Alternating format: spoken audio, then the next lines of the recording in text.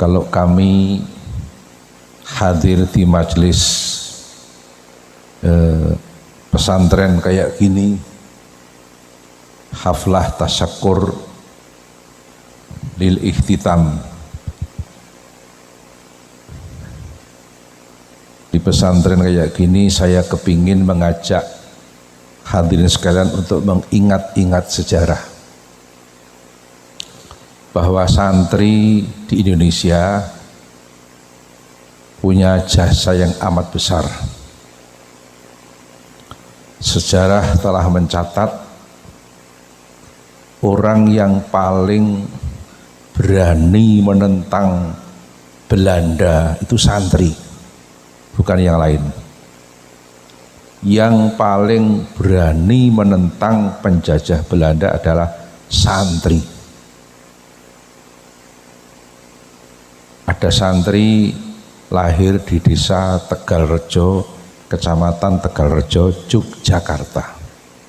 Jadi Tegalrejo itu banyak, ada Tegalrejo Magelang, Tegalrejo Jogja, Tegalrejo Nganjuk, Tegalrejo Lampung dan sebagainya, betul? Ada Tegalrejo Purworejo. Santri yang paling berani menentang penjajah Belanda lahir di desa Tegalrejo, kecamatan Tegalrejo, Yogyakarta. Kebetulan santri tadi bernama Ontowiryo. Sinten, Pak? Pertama mondok di Tegalsari, Jetis, Ponorogo, Jawa Timur. Menjadi santrinya Ki Haji Hasan Besari dan Ki Haji Nur Sodik. Mengaji ilmu fikih, ilmu tauhid. Kemudian Ontowiryo menjadi santrinya Ki Haji Baidowi Santren Bagelen Purworejo yang makamnya ada di Godegan, Bantul, Yogyakarta. Ki Haji Baidowi punya putra bernama Ki Haji Hasan Mukibat. Salah satu keturunan Ki Haji Hasan Mukibat kemarin menjadi Menteri Perhubungan Bapak Insinyur Budi Karya Sumadi, kelahiran Palembang, DIY Bagelen Purworejo.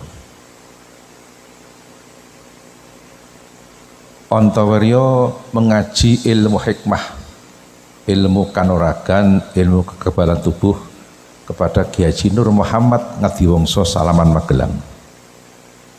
Ilmu kekebalan tubuh itu sejenis nguntal gotri, bareng petuk, ilmune Pak Muslim dua, kayu stigi bareng. Ontowiryo mengaji ilmu tarekoh, talqin bi'at tarekoh kepada Ki Haji Taftazani Kartosuro. Tarekatnya adalah Syatoriyah.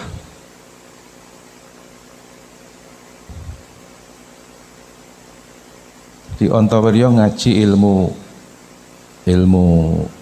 tasawuf kepada Ki Taftazani, ilmu kanuragan pada Ki Haji Nur Muhammad Ngadiwongso Salaman Magelang. Ontowiryo menghimpun kekuatan perang memusuhi Belanda 5 tahun. 1800 langkung dumugi 300. Walaupun cuma 5 tahun, bikin pusing pemerintah Hindia Belanda. Uang kas pemerintah Hindia Belanda habis. Belanda punya hutang luar negeri gara-gara menghadapi Ontowiryo.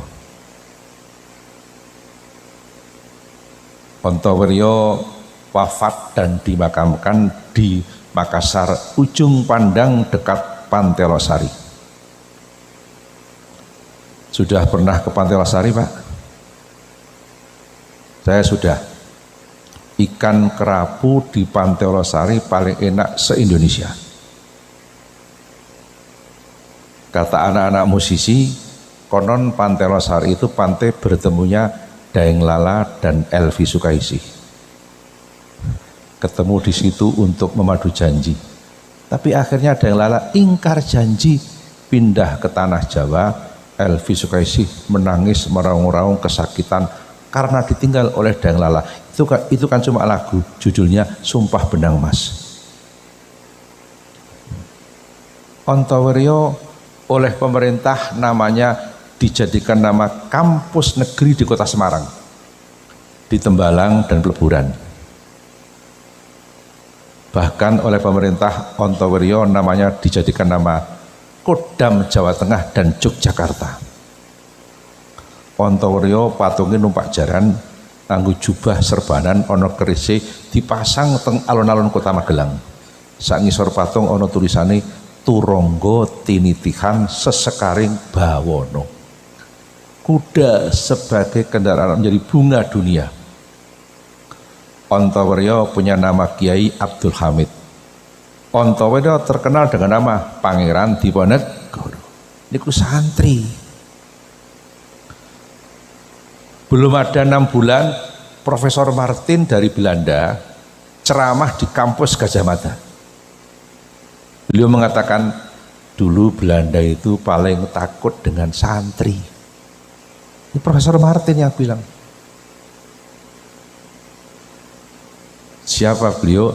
Pangeran Diponegoro. Yang nama aslinya Ontowiryo. Nama kiainya Abdul Hamid, nama masyhurnya Diponegoro. Adapun nama lengkapnya Kiai Haji Kanjeng Bendoro Raden Mas Ontowiryo Abdul Hamid Mustahar Heru Cokro Senopati ing Ngalogo Sayyidin Panatagomo Amirul Mukminin Khalifatullah Tanah Jawi Pangeran Diponegoro Pahlawan Gua Selarong.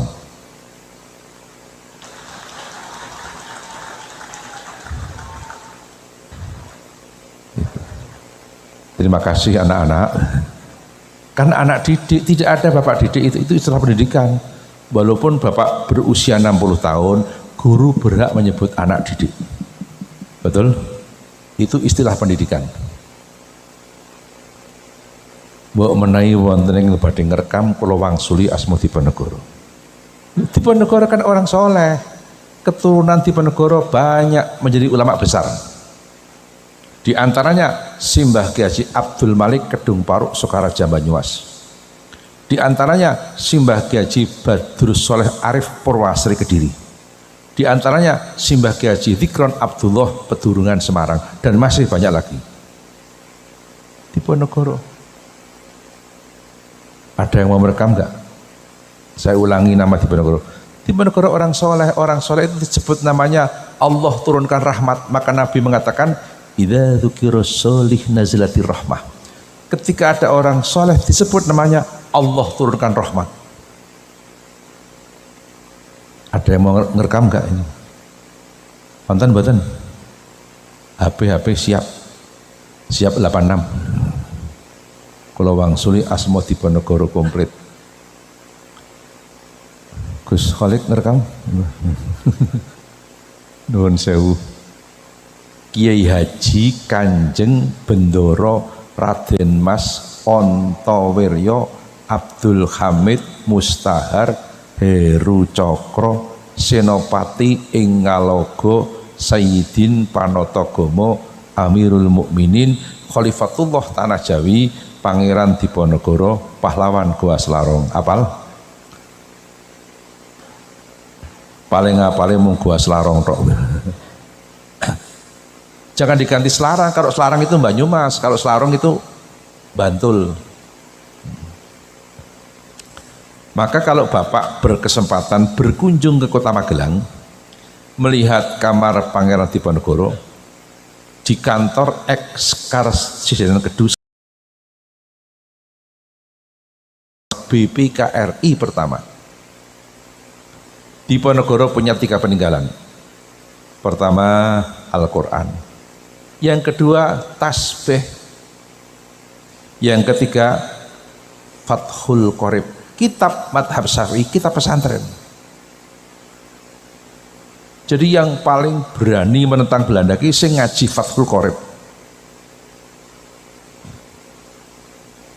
Peninggalan yang pertama Al-Quran. Kenapa Al-Quran? Beliau seorang Muslim.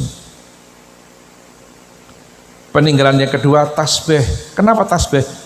Beliau ahli zikir, bahkan torekoh Diponegoro. Almarhum Profesor Salim Said, guru besar ilmu pertahanan di Jakarta, mengatakan Diponegoro tokoh torekoh.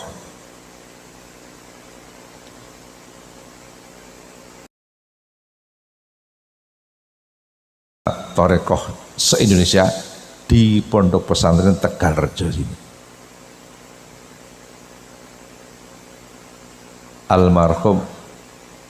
Almarhum Mbah Kiai Haji Khudori dengan bapak saya Kiai Nawawi satu kamar di Lasem,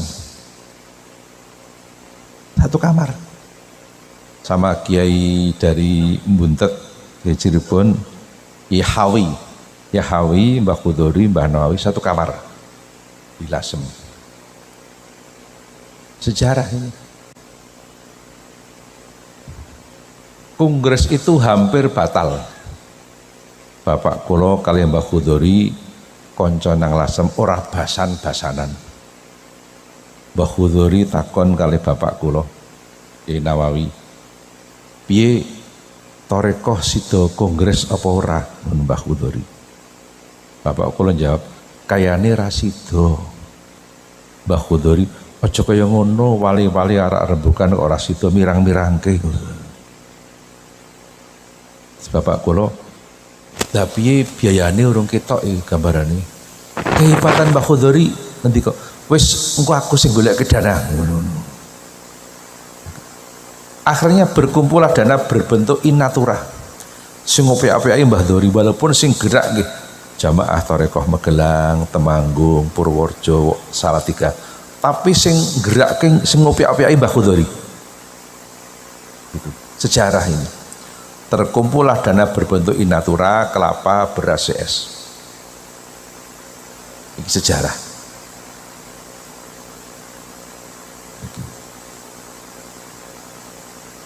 Diponegoro menika ngaji kitab Fathul Qorib, maka Diponegoro bermadhab Syafi'i. Tarawih 20 rakaat, subuhane nganggo kunut, jumatane adzane loro, salate nggo usoli, bar salat wiridan, sadurunge salat puji-pujian. Yen ruwah do nyadran. Cara Magelang tambahin nanggap Tegalrejo 3 kali.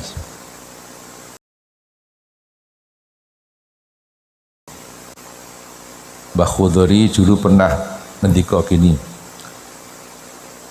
pondok ki ana werna loro, kata Mbah Khudori. Ana pondok wesi, ana pondok plastik, Mbah Khudori.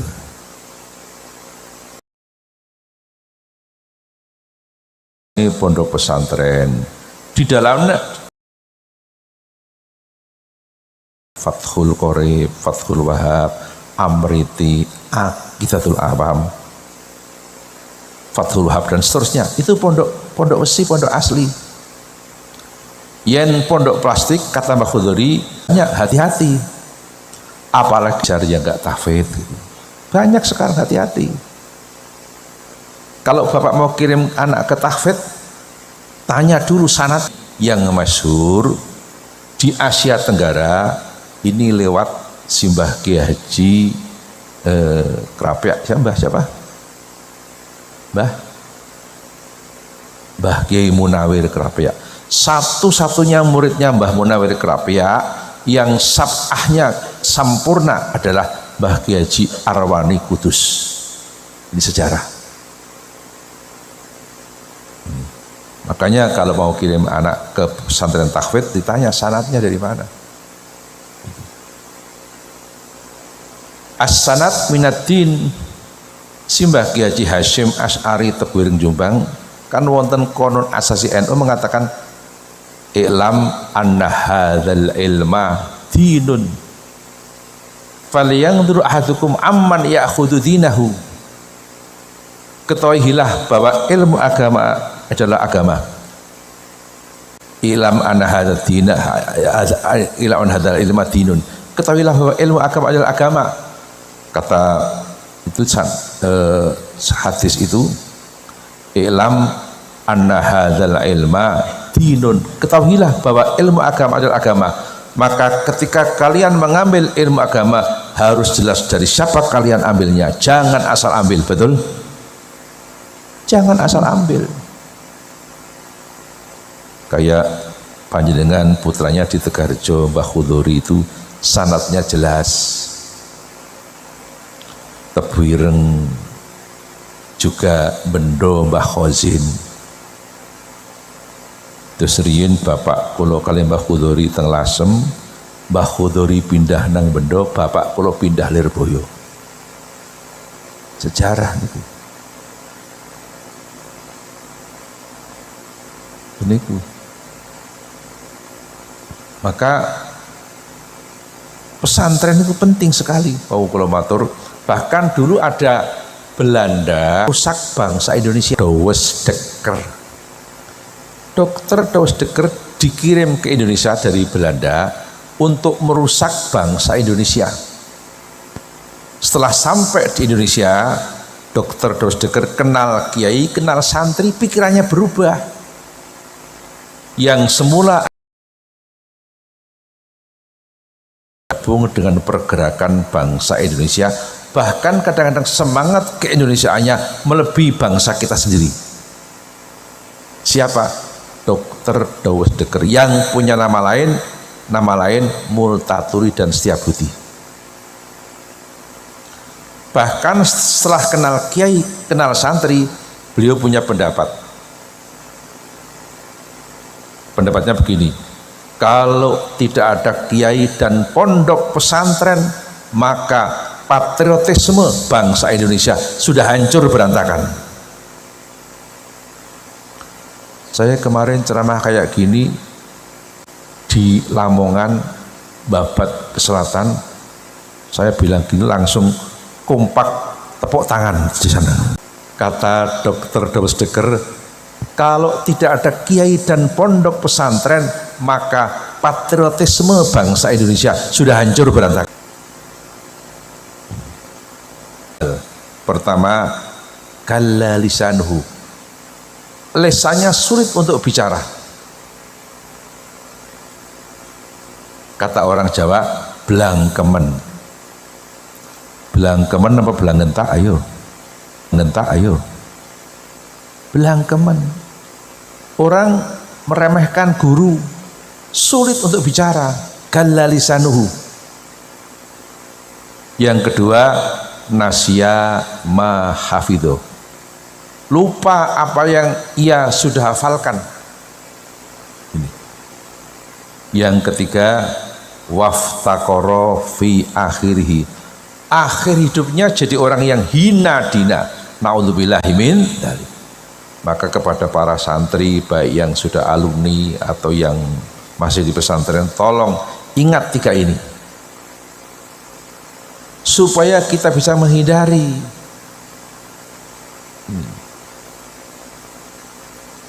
ini ilmu pesantren.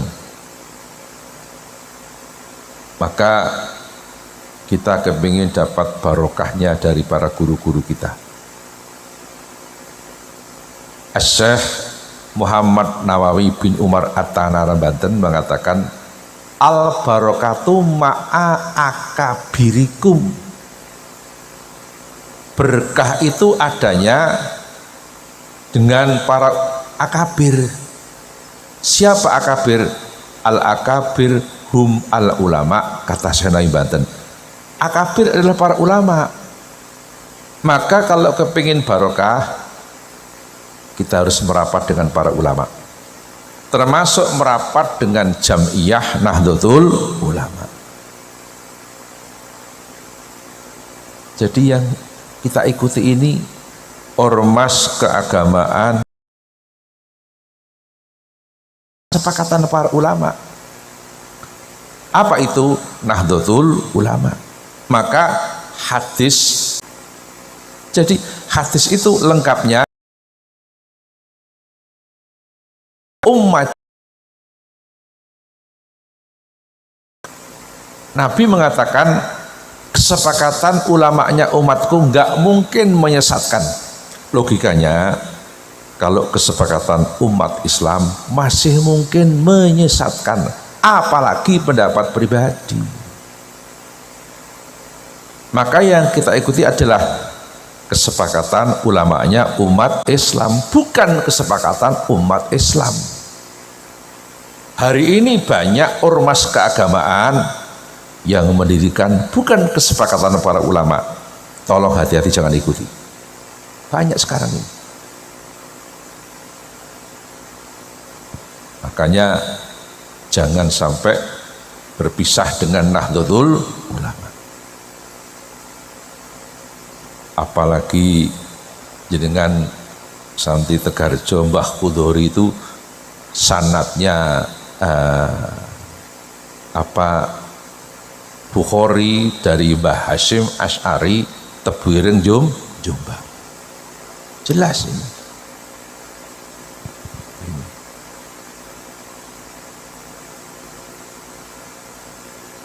Saya ingat juga pesan Simbah Ki Haji Makhrus Ali Lirboyo Kediri. Halakoh pemahaman kitab kuning secara kontekstual 3 hari di Pondok Pesantren Darussalam Watujongol Muntilan Magelang menjelang muktamar menjadi keputusan halakoh pemahaman kitab kuning secara kontekstual.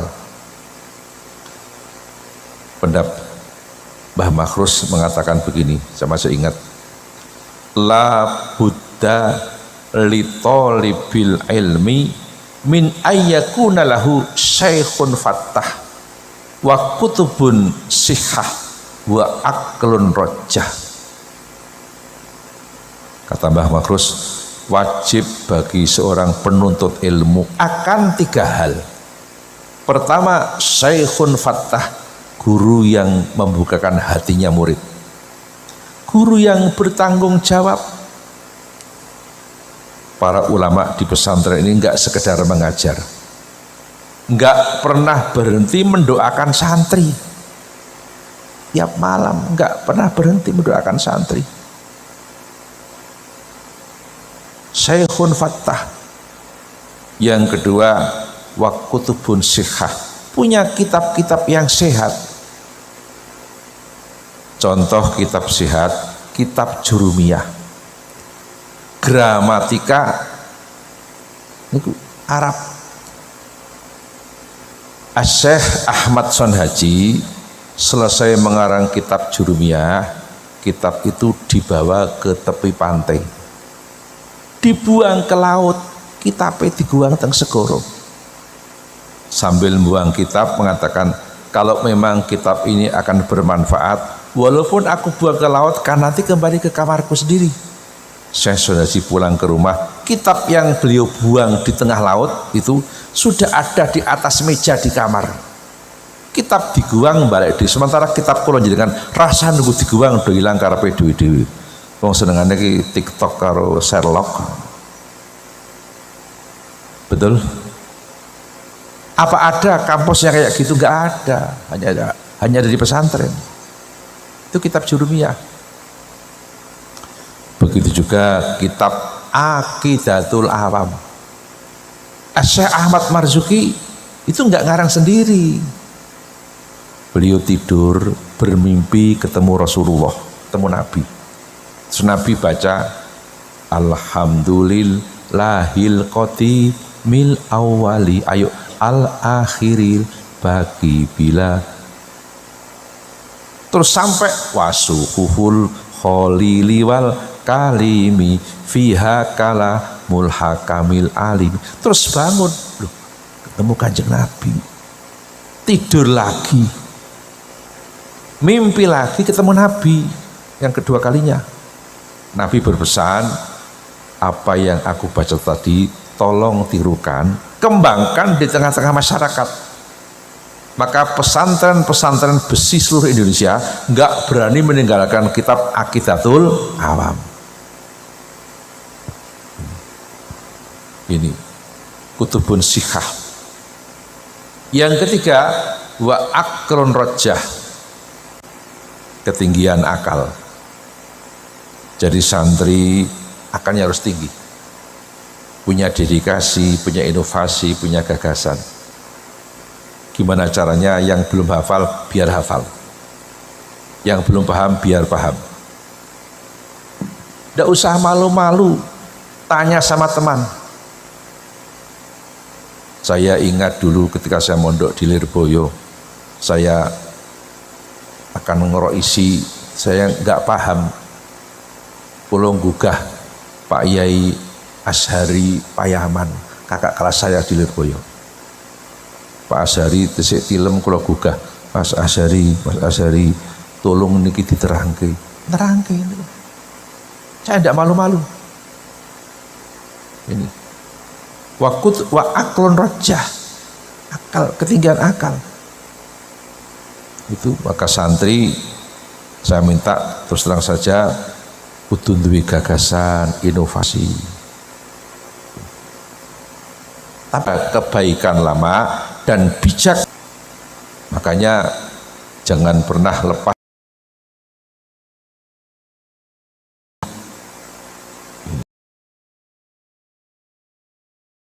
bimbingan guru, santri-santri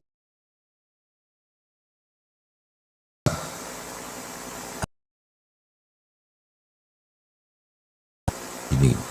Dan ini konsep keberhasilan min yaumina hadza. Pak Nas, ini sudah malam ya Pak Nas ya? Hah? Saya minta ada lagi sebuah pesan dari Syekh Abdul Qadir Al-Jilani. Syekh Abdul Qadir itu 6 tahun hafal Quran. Syekh Abdul Qadir berpesan, yang kedua, antum ta'maluna bima la ta'lam. Abdul Qadir ilang perkara. Kalian para santri sudah punya ilmu, semampu kalian tolong amalkan di tengah-tengah masyarakat.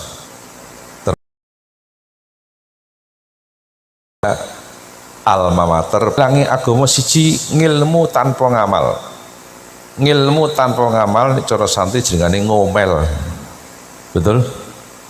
Yang kedua, ngamal tanpa ngilmu. Itu jenengane ngawur, betul? Ada orang yang ngamal tanpa ilmu, menyimpulkan sendiri. Krungu wong ngaji jare syarate sesuci kudu banyune ki 2 kulah. Pas melaku-melaku mandek arep wudu sak kumplite mlebu nang kamar mandi kok kulahe mung siji, nyibulno dhewe kok mung siji, jane kan kudune kan 2 kulah ngono lho. Yo ora sida wudu. Itu kan ngamal tanpa ilmu. Itu betul-betul terjadi kayak gitu itu. Niki. Padahal 2 kulah kira ukurannya bukan fisiknya kan begitu. Ilmu tanpa ngamal, ping kalih ngamal tanpa ilmu, ping 3 kowe ra gelem ngawruhi perkara-perkara sing durung kok ngerteni. Ra gelem nambah ngaji. Yang keempat, antum tamna'unan nasa min ta'allumi ma la ya'lamun. Hadza qaulu Syekh Abdul Qadir Al-Jilani. Yang keempat, kowe ngendon-ngendoni wong sing do mangkat ngaji. Ki mundure, bukan malah mundur, hilangnya agama.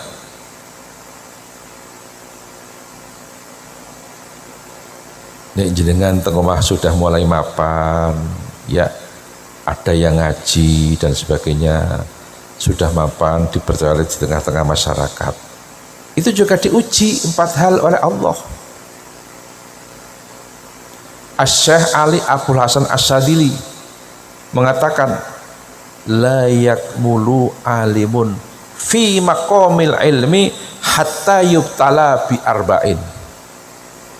Seorang alim tidak akan sampai pada puncak keilmuan sebelum diuji 4 hal oleh Allah. Ujian pertama, la yakmulu alimun fi maqamil ilmi hatta yubtala bi arba'in. Yang pertama ujiannya adalah sama tatil a'dai, dicecengis wong sing mungsuhi. Jadi kiai itu ada saat-saat dicecengis wong. Nek dadi kiai ana wong sing nyecengis aja cilik ati, mung jane kaya ngono kuwi. Yang kedua, toknil juhali, dipaido wong bodho. Jadi nek dadi kiai kok ana wong bodho maido aja cilik ati. Walah aku njaluk banyu ora mandi jebul dongan. Matatil a'dai, toknil juhali. Yang kiai ini paling berat. Kadang-kadang tiba itu podo-podo pengurus NU, tiba itu konco basul masail, kadang-kadang begitu. Sama tatil a'dai, toknil juhali, mual amatil asdiqai. Yang keempat, hasadil ngulamai, diserii podo-podo kiai, ini paling berat. Maka sebagai tokoh masyarakat kudu siap diuji 4 hal ini. Kalau enggak siap, ya enggak bakal lulus. Maka saya doakan semuanya lulus, Allahumma lulus semuanya. Untuk para santri-santri ada doa supaya kita punya ilmu itu kayak Nabi Ibrahim. Tolong yang bawa HP silahkan untuk direkam. Santri-santri bisa dibaca habis sholat fardu sekali saja. Tolong tirukan. Bismillahirrahmanirrahim. Ayo. Allahumma ya muallima Ibrahima alimni ya mufahima Sulaimana fahimni ya muallima Ibrahima. Ya Allah yang ngasih ilmu kepada Nabi Ibrahim, alimni, kasihkanlah ilmu itu kepadaku. Ya mufahima Sulaimana, ya Allah yang ngasih paham kepada Nabi Sulaiman, fahimni, kasihkanlah paham itu kepadaku, supaya kita, keilmuan kita ini diwarisi oleh anak cucu. Nabi Ibrahim punya putra jadi nabi, cucunya jadi nabi, cicitnya jadi nabi. Ibrahim punya putra, ada Ismail, ya, ada lagi siapa? Ismail, ya, yang satunya siapa? Satunya Yakub, Ishak, betul. Ishak punya putra Nabi Yakub, Yakub punya putra Nabi Yusuf. Maka Nabi Ibrahim jadi nabi, sang putra jadi nabi, sang cucu jadi nabi, sang cicit jadi nabi.